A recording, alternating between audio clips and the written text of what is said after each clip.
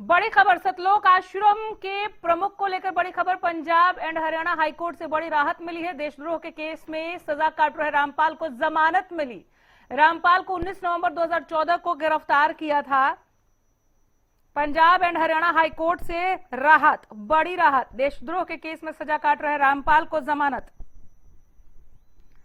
रामपाल को 19 नवंबर 2014 को अरेस्ट किया गया था। सतलोक आश्रम के प्रमुख रामपाल को बड़ी राहत मिली है। पंजाब एंड हरियाणा हाईकोर्ट से राहत मिली है। देशद्रोह के केस में सजा काट रहे रामपाल को जमानत मिल गई है। रामपाल को 19 नवंबर 2014 को गिरफ्तार किया गया था। अमित वर्मा हिसार से हमारे साथ जुड़ गए हैं ज्यादा जानकारी के साथ। अमित, पंजाब एंड हरियाणा हाईकोर्ट से रामपाल को जो राहत मिली है, इस पर क्या कहा अदालत ने और किस तरह इसके बाद आपको सिनारियो दिख रहा है, वो बताएं।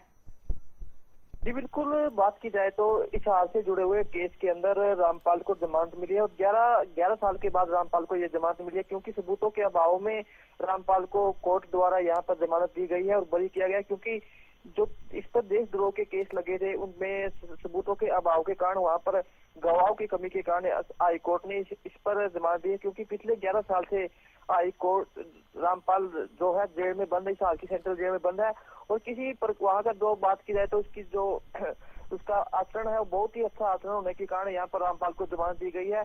और जिस प्रकार से रामपाल के समर्थक लगातार बात कर रहे थे कि रामपाल निर्दोष है, उसको देखते हुए काफी समर्थक यहाँ पर इस हाल के अंदर जब कोर्ट में पेशी होती थी उस दौरान भी आते थे, क्योंकि जिस प्रकार से दोष के भगत थे उन्होंने पूर्ण विश्वास था कि जिस प्रकार से रामपाल को फंसाया गया है उसको देखते हुए जमानत बार बार याचिका लगाई गई थी और 11 साल के बाद आज रामपाल को अमित, 11 साल के बाद कोर्ट का फैसला और वो इस आधार पर कि सबूतों का अभाव था तो जमानत दिया गया।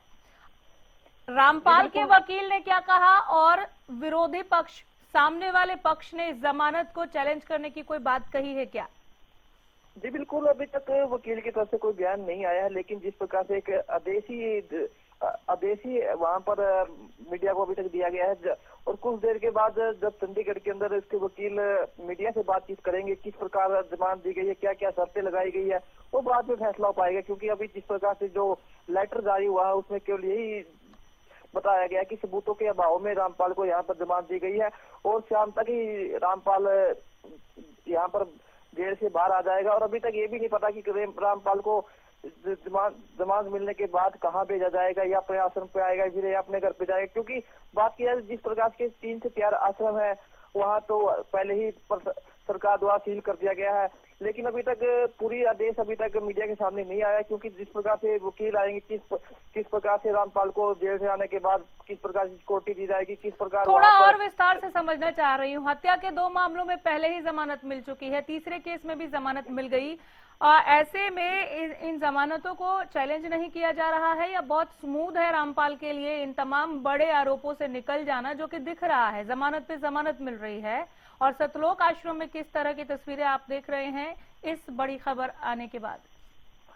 क्योंकि जिस प्रकार से रामपाल के खिलाफ जो केस चला है 11 साल के अंदर, इस पर रामपाल के जड़ के द्वंद्व जिसमें 3 लोगों की मौत हो गई थी। क्योंकि जिस प्रकार से आरपीसी के द्वंद्व, तो यहाँ पर पुलिस द्वारा भी किसी प्रकार का कोई सबूत पेश नहीं किया गया। यहाँ पर याचिका लगाई गई, लेकिन हर बार किसी न किसी अड़चन की वजह से याचिका खारिज हो जाती। लेकिन अब 11 साल के बाद जिस प्रकार से रामपाल को जमानत याचिका लगाई गई थी कुछ दिन पहले, तो उसके बाद लोगों को शक था कि रामपाल अब बाहर आ जाएगा। उसको देखते हुए जब आज सुबह से ही लगातार चर्चा हो रही थी कि आज रामपाल की कोर्ट में सुनवाई थी, जिस दौरान वहां पर पूर्ण रूप से गवाहों के अभाव के कारण रामपाल को जमानत दी गई है।